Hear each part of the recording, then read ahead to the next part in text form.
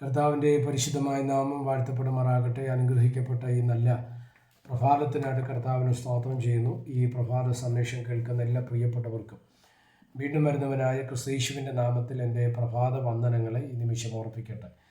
പ്രാർത്ഥനയോടും ദൈവാശ്രയത്തോടും കൂടെ ഈ പ്രഭാത സന്ദേശത്തിലേക്ക് നിങ്ങളുടെ ശ്രദ്ധയെ തിരിക്കുന്നു. 2 യോഹന്നാൻ്റെ ലേഖനം അതിൻ്റെ 8-ാമത് വാക്യം, ഞങ്ങളുടെ പ്രയത്ന ഫലം കളയാതെ പൂർണ്ണ പ്രതിഫലം പ്രാപിക്കേണ്ടതിന് സൂക്ഷിച്ചുകൊള്ളും. ഈ വാക്യങ്ങൾ കേട്ട ദൈവത്തിന് സ്തോത്രം ചെയ്യുന്നു. അനുഗ്രഹീതമായ പ്രത്യേകിച്ച് അന്ത്യകാലത്തിൻ്റെ ഒരു സന്ദേശമായിട്ടാണ് യോഹന്നാൻ്റെ ലേഖനങ്ങൾ നമുക്ക് കാണുവാൻ തക്കവണ്ണം കഴിയുന്നത്. ദൈവസഭ, ഒരു ക്രിസ്തീയ വിശ്വാസി ഏത് നിലവാരത്തിൽ കർത്താവിൻ്റെ പദ്ധതികൾക്ക് വേണ്ടി ഒരുങ്ങണം എന്നുള്ളൊരു വിശദീകരണം കൂടെയാണ് ഈ ലേഖനത്തിനകത്ത് നമുക്ക് മനസ്സിലാക്കുവാൻ തക്കവണ്ണം കഴിയുന്നത്. ഇവിടെ യോഹന്നാൻ പറയുകയാണ്, ഞങ്ങളുടെ പ്രയത്ന ഫലം കളയാതെ പൂർണ്ണ പ്രതിഫലം പ്രാപിക്കേണ്ടതിന് നിങ്ങൾ സൂക്ഷിക്കണം. ഇതാണ് അതിനകത്തുള്ള ചിന്ത. അപ്പം പ്രയത്ന ഫലം കളയാതെ. അപ്പം നമുക്കറിയാം, നമ്മുടെ എല്ലാ പ്രവൃത്തികൾക്ക് പിന്നിലും ഒരു റിസൾട്ട് നമ്മൾ എന്ത് ചെയ്യാറുണ്ട്, ആഗ്രഹിക്കാറുണ്ട് അല്ലേ. നമ്മൾ വിതച്ചു കഴിഞ്ഞാൽ അതിൻ്റെ കൊയ്ത്ത്, ഒരു വൃക്ഷം നട്ടാൽ അതിൻ്റെ ഫലം, ഒരു വിശ്വാസിയെ രക്ഷയിലേക്ക് കൊണ്ടുവന്നാൽ അതിൻ്റെ റിസൾട്ട് ഒക്കെ നമ്മൾ എന്ത് ചെയ്യാറുണ്ട്, പ്രതീക്ഷിക്കാറുണ്ട്. അപ്പം റിസൾട്ട് പ്രതീക്ഷിക്കാത്ത ഒരു പ്രവൃത്തിയും നമ്മൾ എന്ത് ചെയ്യാറില്ല. പലപ്പോഴും നമ്മൾ ആഗ്രഹിക്കുന്ന റിസൾട്ട് വരുന്നില്ല എന്നതുകൊണ്ട് തന്നെ നമ്മൾ പലപ്പോഴും ഭാരപ്പെട്ടു പോകാറുമുണ്ട് അല്ലേ. ഇവിടെയും യോഹന്നാൻ പറയുകയാണ്. ആരോടാണ് ഈ പറയുന്നത്? നമുക്കവിടെ മനസ്സിലാക്കാൻ തക്കവണ്ണം കഴിയുന്ന ഒരു പ്രത്യേകതയുണ്ട്. 1-ാം അധ്യായത്തിൽ, ഒരു അധ്യായമാണ് 2 യോഹന്നാനിലുള്ളത്. അതിൻ്റെ 5-ാമത് വാക്യത്തിൽ പറയുന്നത്, ഇനി നായികയാരെ സ്തോത്രം നാം അന്യോന്യം സ്നേഹിക്കണം എന്ന് പുതിയ കൽപ്പനയായിട്ടല്ല, ആദ്യം മുതൽ നമുക്കുള്ളതായിട്ട് തന്നെ ഞാൻ ഇവിടത്തേക്ക് എഴുതി അപേക്ഷിക്കും. നായകി ആരെ എന്ന് പറഞ്ഞാണ് സ്തോത്രം ആ ഭാഗം ആരംഭിക്കുന്നത് അല്ലേ. അപ്പം ഒരു വ്യക്തിക്ക് വേണ്ടി എഴുതുന്ന ഒരു ലേഖനമാണ്. അപ്പം ആ വ്യക്തിയോടുള്ള ബന്ധത്തിൽ യോഹന്നാൻ പറയുകയാണ്, ഞങ്ങളുടെ പ്രയത്ന ഫലം എന്ത് ചെയ്യരുത്, കളയരുത്. എന്താ എൻ്റെ അർത്ഥം?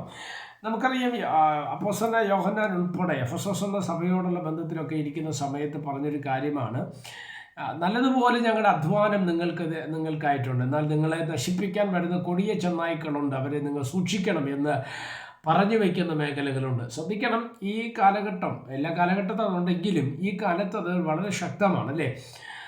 സ്തോത്രം, ദുരുപദേഷ്ടന്മാരുടെ ഒരു കാലത്തിലേക്ക് വന്നു നിൽക്കുന്നു. ജനത്തെ യഥാർത്ഥ സത്യവചനത്തിൽ നിന്ന് വഴിതിരിച്ചു വിടുന്ന ദുരുപദേശകന്മാർ, പ്രോസ്പെരിറ്റി തിയോളജി പഠിപ്പിക്കുന്നവരും ദൈവവചനത്തെ വിട്ട്, ദൈവവചനത്തിൻ്റെ ഉപദേശം വിട്ട് വഴിമാറ്റിക്കളയുന്ന അനേകർ, അല്ലെങ്കിൽ വേറൊരു സുവിശേഷം പറയുന്ന അനേകരെ നമുക്കിന്ന് കാണുവാൻ തക്കവണ്ണം കഴിയും. അവർക്കാണ് ആൾക്കാർ കൂടുതൽ എന്നുള്ളതും ശ്രദ്ധേയമാണ് അല്ലേ. നമ്മുടെ സാധാരണ സ്തോത്രം അല്ലെങ്കിൽ സംഘടനാ സഭകൾക്ക്, അല്ലെങ്കിൽ പെന്തക്കോസ്ത് പ്രസ്ഥാനങ്ങൾക്കകത്ത് നിൽക്കുന്ന വ്യക്തികളെക്കാൾ കൂടുതൽ ഇങ്ങനെയുള്ള ഉപദേശം, പ്രോസ്പെരിറ്റി പഠിപ്പിക്കുന്ന സ്തോത്രം അല്ലെങ്കിൽ ഉപദേശ വിഷയങ്ങൾക്കകത്ത് നിർബന്ധമില്ലാത്ത വ്യക്തികൾ അല്ലെങ്കിൽ അങ്ങനെയുള്ള സമൂഹങ്ങളിലേക്ക് ആൾക്കാർ തള്ളിക്കയറുന്നുമുണ്ട്. അത് ശ്രദ്ധിക്കപ്പെടേണ്ട ഒരു വിഷയമാണ്. പക്ഷേ അവിടെയെല്ലാം നമ്മൾ ശ്രദ്ധിക്കേണ്ട ഒരു കാര്യമാണ്, സ്തോത്രം യഥാർത്ഥ വചനം വിട്ട് എന്ത് ചെയ്യാണ്, ആൾക്കാർ മാറുന്ന ഒരു കാലത്തിലേക്കാണ് ഈ കാലം വന്നു നിൽക്കുന്നത്. അതുകൊണ്ടാണ് യോഹന്നാൻ പറയുന്നത്, ഞങ്ങളുടെ പ്രയത്ന ഫലം എന്ത് ചെയ്യരുത്, കളയരുത്. സത്യം പറഞ്ഞാൽ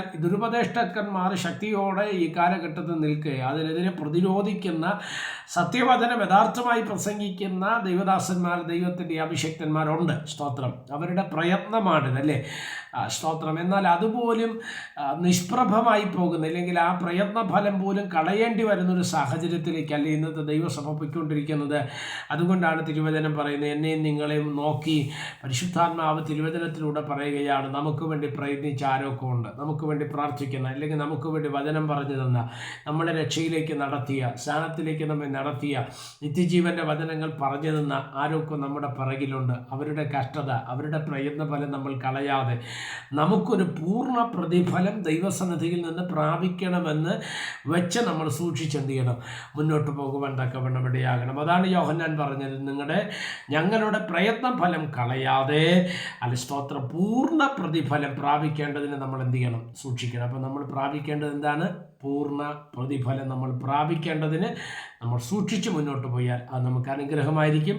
അതിനായിട്ട് ദൈവം നമ്മെ സഹായിക്കട്ടെ. പ്രാർത്ഥിക്കാം. പരിശുദ്ധനായ ദൈവമേ, സ്വർഗീയ നല്ല പിതാവേ, സന്ദേശത്തിനായിട്ട് നന്ദിയോടെ കർത്താവിന് സ്തോത്രം ചെയ്യുന്നു. ദൈവവചനത്തിൻ്റെ സന്ദേശങ്ങൾ കേട്ട് ദൈവാകൃപയ്ക്ക് വേണ്ടി നിലനിന്ന് ജീവന് വേണ്ടി കാത്തിരുന്ന് ദൈവിക പ്രതിഫലത്തെ പ്രാപിപ്പാൻ അവിടെ ഞങ്ങളെ സഹായിച്ചത്. അതിനുവേണ്ടി ഈ സന്ദേശം കേൾക്കുന്ന എല്ലാവരെയും അതിനുവേണ്ടി ഒരുക്കേണ്ടതിനായി പ്രാർത്ഥിക്കുന്നു. സ്വർഗം അങ്ങനെ ചെയ്താട്ട് മഹത്വം അങ്ങേക്ക് യേശു കർത്താവിൻ്റെ നാമത്തിൽ തന്നെ. ആമേൻ. എല്ലാവരെയും ദൈവം അനുഗ്രഹിക്കട്ടെ. God bless you.